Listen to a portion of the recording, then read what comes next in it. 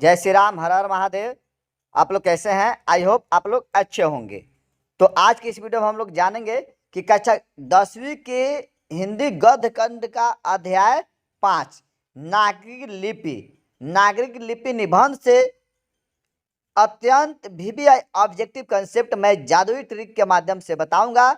अगर आप मैट्रिक परीक्षा 2025 की तैयारी कर रहे हैं तो वीडियो को अंत तक देखिएगा, क्योंकि इस चैप्टर से मैं ऐसे ऐसे क्वेश्चन को बताऊंगा जो परीक्षा में सीधे टक्कर देगा। तो दोस्तों, अगर चैनल पे नए हैं तो चैनल को सब्सक्राइब कर बेल आइकन इम्प्रेस कर दें ताकि आगे आने वाले वीडियो का अपडेट आपको मिलता रहे। तो देखिए, इस चैप्टर से आपसे क्वेश्चन कैसे पूछा जाएगा कि नागरिक लिपि शीर्षक है। नागरिक लिपि शीर्षक जो है क्या है? निबंध है। क्या मारिएगा? निबंध है। उसके बाद क्वेश्चन पूछा जा सकता है कि नागरिक लिपि निबंध के लेखक कौन है? तो गुणाकर मूल्य। क्या मारिएगा? गुणाकर मूल्य मारिएगा। उसके बाद गुणाकर मूल्य का जन्म पूछेगा कि गुणाकर मूल्य का जन्म कब हुआ था? तो 1935 ईस्वी में। क्या मारिएगा? 1935 ईस्वी में। उसके बाद जन्म स्थान के बारे में पूछ देगा कि गुणाकर मूल्य का जन्म कहाँ हुआ था? तो अमरावती महाराष्ट्र में। क्या मारिएगा? अमरावती महाराष्ट्र। उसके बाद गुणाकर मूल्य कवि थे। आपसे क्वेश्चन क्या पूछा जाएगा कि गुणाकर मूल्य जो थे किस भाषा के कवि थे? तो मराठी भाषा के। किस भाषा के कवि थे? तो मराठी भाषा के कवि थे। उसके बाद आपसे क्वेश्चन पूछा जा सकता है कि गुणाकर मूल्य की प्रारंभिक शिक्षा कहाँ से प्राप्त हुई थी? तो गुणाकर मूल्य की प्रारंभिक शिक्षा जो प्राप्त हुई थी, गांव से उन्होंने क्या किया था? प्राप्त किया था। उसका मिडिल स्तर की पढ़ाई उन्होंने किस भाषा में की थी? तो मराठी भाषा में। किस भाषा में की थी? मराठी भाषा में। उसके बाद गुणाकर मूल्य ने नौकरी की। गुणाकर मूल्य कहाँ पर नौकरी किया था? तो वर्धा में। कहाँ पर नौकरी किए थे? तो वर्धा में इन्होंने क्या किया था? नौकरी किया था। और गुणाकर मूल्य जो थे अंग्रेजी और हिंदी का अध्ययन, मतलब अंग्रेजी और हिंदी का अध्ययन कहाँ से किए थे?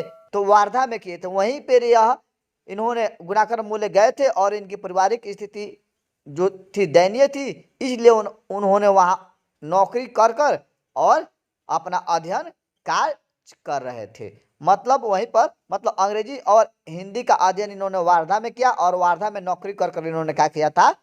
अपना पढ़ाई जारी रखा था। उसके बाद मैट्रिक और एमए इन्होंने किस विषय से और कहाँ से किया था? तो इलाहाबाद से किए थे। किस विषय में किए थे? तो गणित से। मैट्रिक और एमए जो किए थे, इलाहाबाद से किए थे और गणित भाषा से किए थे। उसके बाद गुणाकर मूल्य का निधन कब हुआ था? तो 2009 ईस्वी में दिल्ली में हुआ था। तो उसके बाद हिंदी नेपाली, नेवारी, मराठी, खुसकुरा लिखी जाती है। मतलब हिंदी, नेपाली, नेवारी, मराठी, खुसकुरा आदि जो न भाषाएं है किस लिपि में लिखी जाती है? तो देवनागरिक लिपि में लिखी जाती है। ये सभी भाषा जो है देवनागरिक लिपि में लिखी जाती है। उसके बाद हिंदी तथा इसकी बोलियां किस लिपि में लिखी जाती है? तो हिंदी और उनकी बोलियां जो है, हिंदी भाषा की बोलियां जो है देवनागरिक लिपि में ही लिखी जाती है। उसके बाद आपसे क्वेश्चन पूछा जा सकता है नागरिक लिपि के प्रारंभिक लेख मिले। मतलब नागरिक लिपि के प्रारंभिक लेख जो था कहाँ से प्राप्त हुई थी? तो दक्षिण भारत से। कहाँ से प्राप्त हुई थी? दक्षिण भारत से। उसका बेतमा दानपत्र का समय काल। क्या पूछेगा? बेतमा दानपत्र का समय काल क्या है? तो 1020 ईस्वी है। उसके बाद आपसे क्वेश्चन पूछा जा सकता है कि बेतमा अवस्थित है। बेतमा जो है कहाँ पर अवस्थित है? तो इंदौर के समीप। बेतमा कहाँ है? तो इंदौर के समीप है। उसके बाद टकसाल का संबंध है। टकसाल का संबंध किससे है? तो सिक्कों से है। किससे है? सिक्कों से है। उसके बाद श्रवणबेल गोला स्थान का संबंध जो है किससे है?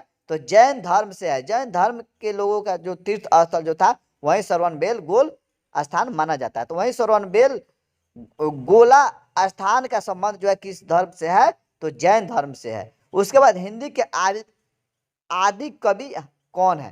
तो हिंदी के आदि कवि जो है कौन है? शरापात जो थे हिंदी के आदि कवि थे। उसके बाद इस्लामी शासक का प्रारंभ काल क्या है? तो इस्लाम मतलब भारत में जो है कब से आया? तो 12वीं सदी से। 12वीं सदी से इस्लाम भारत में आया, आरंभ हुआ इस्लाम का।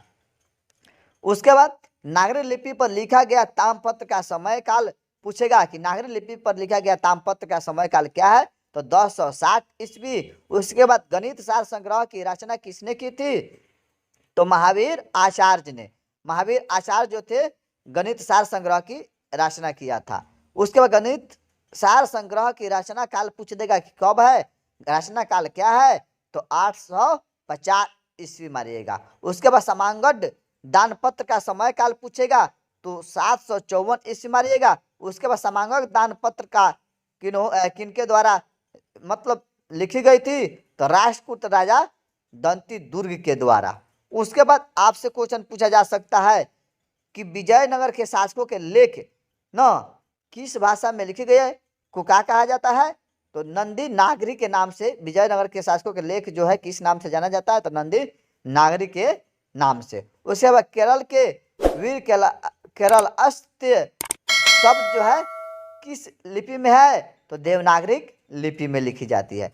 जैनों का प्रसिद्ध तीर्थ स्थल क्या है, तो जैन धर्म का प्रसिद्ध तीर्थ स्थल जो है श्रवण बेल गोल है। उसका विक्रमादित्य का व्यक्तिगत नाम है चंद्रगुप्त मौर्य। विक्रमादित्य का जो व्यक्तिगत नाम जो था क्या था, देव था। उसके बाद रामायण किस भाषा में लिखी गई है, तो संस्कृत भाषा में। रामायण किस भाषा में लिखी गई है, संस्कृत भाषा में। उसके बाद आपसे क्वेश्चन पूछेगा दोहा कोश की रचना किसके द्वारा की गई थी, तो सरहपाद के द्वारा। उसके बाद उत्तर भारत की नागरी लिपि जो है लिपि के बारे में सदी पूछेगा तो 9वीं सदी से।